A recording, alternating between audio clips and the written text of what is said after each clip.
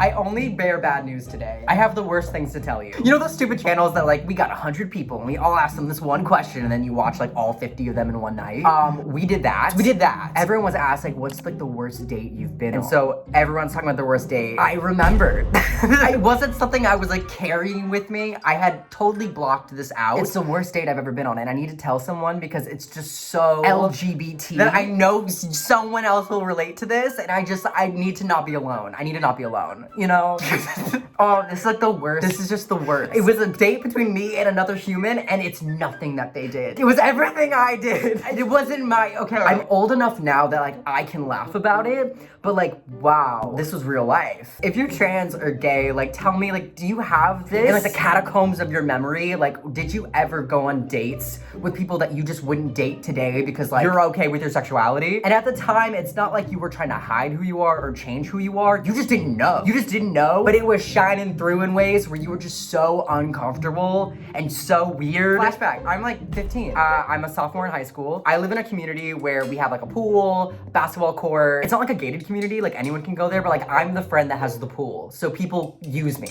I don't know that I'm, you know, but I don't know that I'm like, I don't know that at this point. I'm like watching trans videos. These dudes who are out here making trans videos like 10 years ago, like I watched you and I was like, wow, should I pray? So at this point in my life, I don't have the words to put to like, but it comes through in other ways. So I'm at the pool right now with like all my friends. They're both in bikinis. I'm wearing like boy shorts and a rash guard. And there's a bunch of guys around our age playing basketball. They start yelling at us. We start yelling at them. Somehow we're all communicating and then we're all hanging out together. Teen beach party. So only one of the guys that we're talking to actually lives in this community. And turns out he just moved there and he's like 2 houses down from me on another street. So from like my bedroom window, I could like see his house because of the way the streets are set up. Am I making any sense? So I get his number, he gets my number. Somehow he's just like, let's go on a date. I remember my friend was like really into it and she's just like, you gotta say yes. She's like already stalked his Facebook page. She knows where he came from. She knows all about his ex-girlfriend. All my friends are just like gagged over this dude and they're like, that's amazing. You have to find love, do it. It's within this man. So he's like, let's go to the movies with my friend and his girlfriend and we're just like all gonna have a fun time. That's like not what I wanted. My friends think it's like so cool this guy asked me, so it's just kind of like, yeah, like we're like, that's what we're doing. My parents are so weird when I go out into the streets and it's like picture day or I'm going to school. Like it's constantly this battle of like, you need to wear your hair down. I bought you this dress. Why didn't you want to wear this? What, you think you're a boy now? You're not my daughter, you know, and just like scary. Like, plus there was always like a religious factor of like heaven and hell and who gets to go to heaven. And it was just like a mess. So this boy asked me out on a date and I'm just like, but I have to because all my friends think it's so cool. And like, I just want to be like a normal girl, you know? That's where our story begins. Somehow in this like web of like my parents just like really trying to like always make me be the way they want me to be with like how I dress or like not letting me cut my hair short. Just like all these things, just like all these things. Somehow they're like, okay, you can go on a date with this boy, but we get to decide what you wear. What a strange thing to say. I mean, at this point in my life, I'm just wearing basketball shorts and like hoodies. Like that's what I wear. This is like the exact opposite of any like teenage storyline that you've seen in movies. Like normally if the parents are like, I'm gonna dress my teenage daughter, like she's gonna be covered up. Now I wanna wear basketball shorts and a hoodie. My parents are like, no.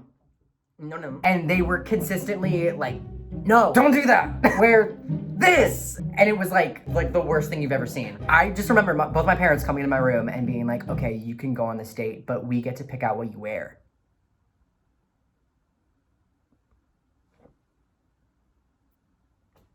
What? It's worse than you've ever, this is so weird. My mom gets a denim skirt. Like she gets a denim skirt. My mom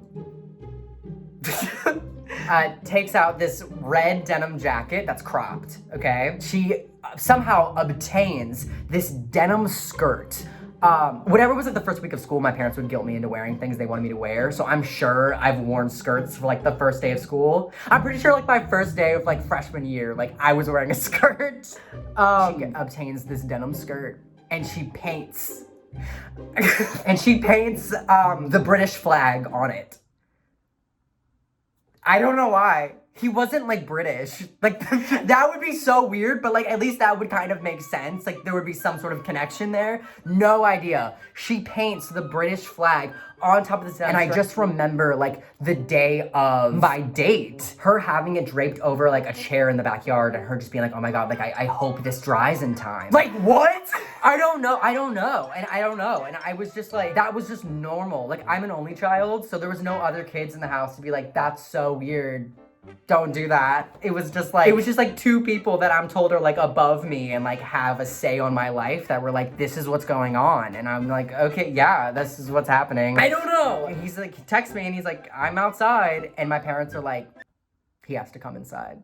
We have to meet him. I've seen Disney Channel. That's not supposed to happen. So they like, I'm like, you gotta come inside. My parents want to meet you.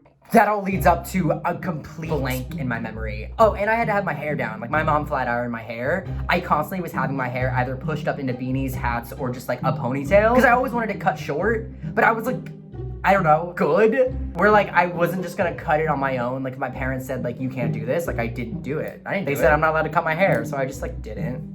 Look where we are now. I just remember like sitting and I didn't know how to sit in a skirt. Like I don't know. Like I don't know how to sit. I wasn't my skirt. Like having my head down in the car. Like I remember him driving and I was in like the passenger seat and like just like looking at my legs. Like how am I supposed to, do I cross them? Like I'm just seeing like so much thigh that like I'm not used to seeing. No idea what happened. I know I was quiet. Like the entire time I was so uncomfortable. I just felt so uncomfortable. Everything was so, why was I in full denim? And why was there like a British flag like on my, I don't know. I don't know why that happened. I don't know why that happened. And like, you know, I smelled like acrylic paint, right? Like it was the same day operation. Like, you know, I smelled like a craft store. You know what? I probably had Axe body spray at that point.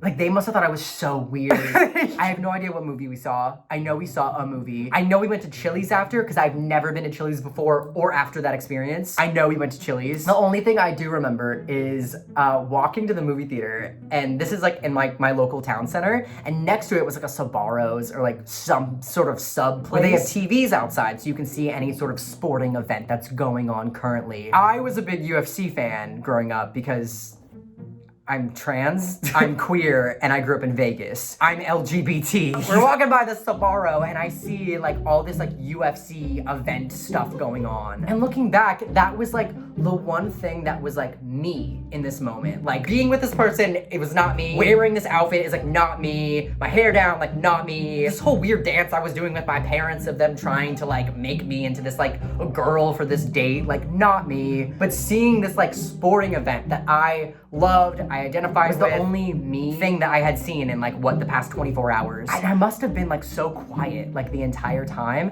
and it just must have been so random for everyone involved in this like double date for this kid in like a hand-painted British flag on a skirt and a crop denim jacket, never making eye contact with anyone, to see like a fight on a TV screen outside of a Sbarro and to just start like talking.